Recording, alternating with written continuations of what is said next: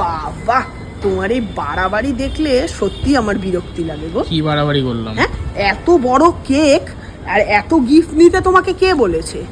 আরে বড় কেক কোথায়? এমন কিছু বড় না তো। এমন কিছু বড় না, 2,500-3,000 টাকার কেক এমন কিছু বড় না। আরে কোয়ালিটি ভালো, বড় নয় মানে কি হয়েছে তাতে? তো তোরই তো বান্ধবী। তো সে তো মনে হচ্ছে না যে আমার বান্ধবী কি তোমার বান্ধবী, সেটা আমি বুঝতে পারছি না। আরে সুচিত্রার তো মনটাও তো বড় না, মানে ও তো ভালো মনের মেয়ে, তো অত না দেওয়ার কি আছে? তুমি একটা কথা আমাকে সোজাসুজি বলবে? হ্যাঁ বলো। হ্যাঁ, তোমার কি ব্যাপার? ওটা কি তোমার বান্ধবী? তুমি কি ওর বর, ওর বয়ফ্রেন্ড, যে এত কেক এত গিফট দেবে? নিজের বউয়ের জন্মদিনের একটা বাটি কেকও দাও না। বাড়ি কেক দিই না? হ্যাঁ, আরে এটা তোমার বান্ধবী মানে তো আমারই বান্ধবী। বান্ধবী মানে আবার গার্লফ্রেন্ড ফার্লফ্রেন্ড ধরো না। না না, ওটা আমি ধরি না, ওটা তুমি ভাবো, ওটা তুমি ধরিয়ে দাও।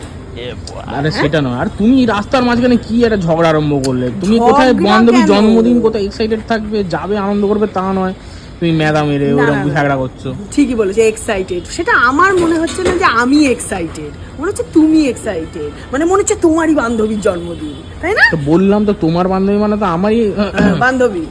হ্যাঁ, তো ওরকমই তো। তুমি কি করে জানলে যে ওর ভ্যানিলা কেক পছন্দ?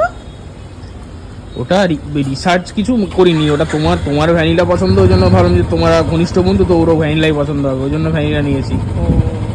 আমার ভ্যানিলা পছন্দ বলে আমার বন্ধুরও ভ্যানিলাই পছন্দ হয়। তুমি ঠিক বলেছো, সুচিত্রার ভ্যানিলা কেকই পছন্দ, কিন্তু তোমার বউয়ের না। আমি এখন কি করব?